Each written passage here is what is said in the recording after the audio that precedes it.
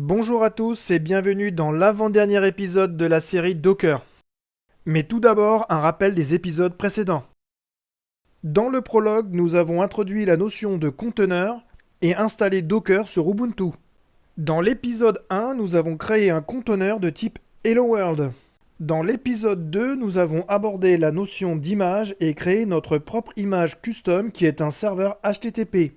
Dans l'épisode 3, nous avons exploré le cycle de vie du conteneur et dans l'épisode précédent, nous avons interagi avec notre serveur HTTP dont nous avons exposé le port 80. Dans cet épisode, nous allons nous connecter directement sur le conteneur pour y exécuter des commandes et voir quels effets cela a. C'est parti. La commande docker exec, utilisée avec les options IT, me permet d'ouvrir une session de type shell sur le conteneur. IET pour interactive et terminal. Je précise aussi l'exécutable /bin/sh qui est l'interpréteur de commande que je vais exécuter. Une fois connecté, je peux naviguer sur le conteneur avec les commandes Linux habituelles, cd, ls. Par défaut, mon serveur HTTP va renvoyer le contenu qui se trouve dans le répertoire /var/www/html. Si dans ce répertoire je crée un fichier index.html, c'est ce fichier qui sera rendu lorsque depuis un navigateur, j'irai sur localhost : le port exposé.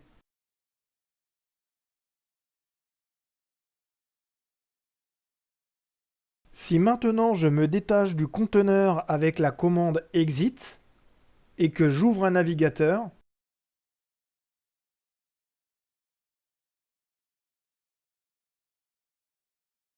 c'est bien le fichier index.html qui m'est retourné par Apache sur le port 49153 que Docker a décidé d'utiliser.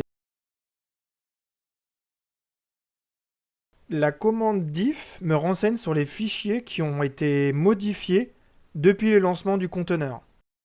On voit les fichiers qui ont été créés, ajoutés, supprimés. Je retrouve le fichier index.html. Un autre moyen de se connecter à un conteneur est d'utiliser la commande attache. C'est assez similaire.